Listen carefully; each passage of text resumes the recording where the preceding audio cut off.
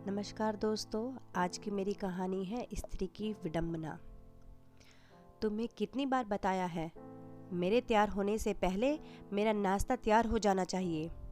शादी के 26 सालों बाद भी मुझे क्यों बार बार एक ही बात बतानी पड़ती है ज्योति?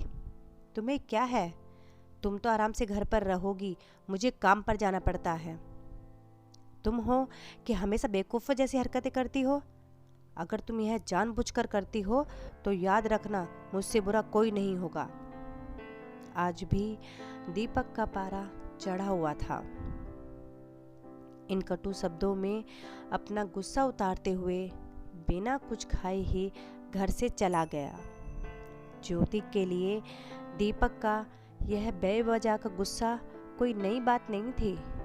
वह महीने में 3-4 बार ऐसे ही ज्योति पर बरस पड़ता था। पहले पहले ज्योति उसका विरोध किया करती थी, लेकिन जब कई सालों तक दीपक में कोई बदलाव नहीं दिखा तो ज्योति ने खुद को ही बदल दिया। अब दीपक के कुछ भी कहने से ज्योति को कोई फर्क नहीं पड़ता था। दीपक की हर बात वो चुपचाप सिर नीचे झुकाए सुन लेती थी।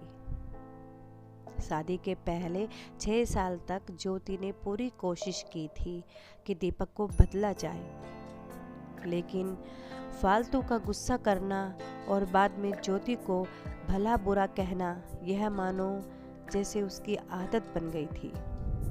कोई भी वाद विवाद होता तो दीपक सीधा ज्योति को बोल देता, अगर तुम्हें मेरे घर में रहना अच्छा नहीं लगता है तो क्यों नहीं चली जाती अपने मायके?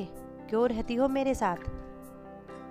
शुरुआत में ज्योति अपने मायके में भी वापस गई, पर भाभी के व्यवहार ने ज्योति को ससुराल आने पर विवश कर दिया था।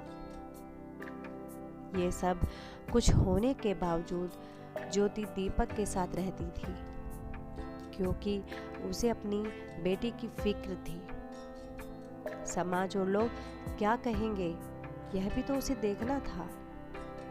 वह इतनी पढ़ी लिखी भी तो नहीं थी कि खुद जाकर कोई नौकरी कर सके और अपना और अपनी बेटी का पालन पोषण कर सके।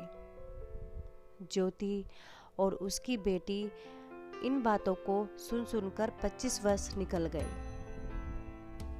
परी की पढ़ाई पूरी हो चुकी थी, उसके लिए अब शादी के रिश्ते आने लगे थे। कई रिश्तों को परी ठुकरा चुकी थी।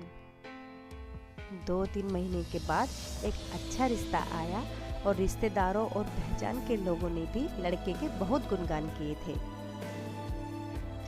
दीपक एक शाम अपनी बेटी के पास बैठकर उसे बताने लगा, परी बहुत अच्छा लड़का है, पढ़ा लिखा है, बड़ा घर है, बहुत अच्छी नौकरी है।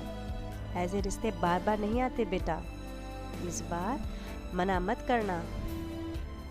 परी अपने पापा से ज़्यादा बात नहीं करती थी। शायद डरती थी या शायद नफरत करती थी, लेकिन आज वो अपनी पूरी हिम्मत इकट्ठा कर बोली, मुझे अभी शादी नहीं करना है पापा, मैं नौकरी करना चाहती हूँ, खुद अपने पैरों पर खड़ा होना चाहती हूँ।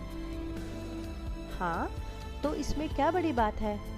मैंने लड़के से बात की है, वह तुम्हें किसी बात के लिए नहीं रोकेगा। तुम शादी के बाद भी नौकरी कर सकती हो, वह तुम्हें नौकरी के लिए परमिशन दे देगा। दीपक बोला, मेरा नौकरी करना या ना करना उसकी परमिशन पर क्यों डिपेंड रहेगा पापा? परी ने पूछा। मैं कह रहा हूं ना, तुम्हें किसी भी चीज की कमी नहीं होगी वहां। ऐसे रिश्ते बार बार नहीं आते, इसे ठुकराना मत, बहुत खुश रहेगी तुम वहां। दीपक बोला, पापा क्या मैं उतनी ही खुश रहूंगी जितनी मम्मी इस घर में खुश है? परी ने तंज कसते हुए कहा, आज तुम्हारी जुबान कुछ ज्यादा नहीं चल रही? दीपक गुस्से से आंखें बड़ी करते हुए बोला, पापा मुझे शादी ही नहीं करनी है, क्योंकि शादी के बाद अगर वह लड़का आपके जैसा निकला तो मैं क्या करूँगी? मुझे आपके जैसा जीवन साथी नहीं चाहिए, जो बिना बात के मुझ पर हमेशा चिल्लाए। मुझे कुछ भी अपने पसंद का लेना हो तो 10 बार सोचना पड़े, कहीं वह नाराज ना हो जाए। मेरी तबीयत कैसी भी हो उसे परवाह ना हो।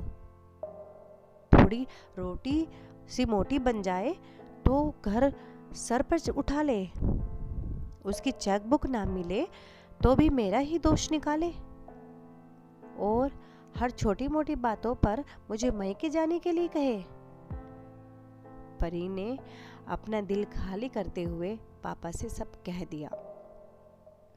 दीपक का गुस्सा 7वें आसमान पर था, लेकिन उसके मुंह से एक भी शब्द नहीं फूट रहा था। वो परी की बातें सुन रहा था। परी इतना ही बोलकर चुप नहीं हुई। आज पहली बार वह अपने पापा के सामने इतना कुछ बोल रही थी। पापा, आपने माँ के साथ हमेशा गलत व्यवहार किया है। आप अपने ऑफिस का गुस्सा बिना सोचे समझे माँ पर उतार देते हैं। कभी इस बात की परवाह भी नहीं करते हैं कि उन्हें कैसा लगता होगा। आपकी बातें सुन सुनकर माँ ने अपना आत्मविश्वास खो दिया। दीपक आज पहली बार अपने किए बर्तावों को महसूस कर पा रहा था। वो इतना ही बोल पाया, जो तुम्हारा मन हो वो करो, मैं तो इतना ही बुरा हूं ना।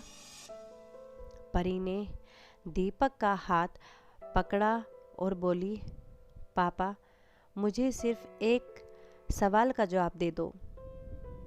क्या आप चाहोगे कि मेरा पति आपके जैसा हो? अगर आपका जवाब हाँ है तो कर दीजिए मेरा रिश्ता आज ही, और ना है तो मुझे आत्मनिर्भर बनने दीजिए। दीपक कुछ भी ना बोल पाया और वहां से चुपचाप बाहर चला गया। आज उसे ज्योति के सामने जाने में शर्म आ रही थी। चलते चलते उसकी आंखों से आंसू बह रहे थे। दीपक ने आज से अपने आप को बदलने का निश्चय किया। अगले दिन से ज्योति ने अपने पति में काफी बदलाव देखा। अब परी पढ़ लिख कर अच्छी नौकरी करने लगी थी और 3 साल बाद उसके लिए एक अच्छा रिश्ता आया। और उसकी विदाई पर दीपक बोला, बेटा तू हमेशा खुश रहेगी, क्योंकि तेरा पति मेरे जैसा नहीं है। दीपक की यह बात सुनकर ज्योति और परी की आंखों में आंसू बहने लगे। दोस्तों, हमारे समाज में औरतों को भले ही देवी का दर्जा दिया जाता है, लेकिन वह स्वतंत्रता नहीं दी जाती जो उन्हें देनी चाहिए।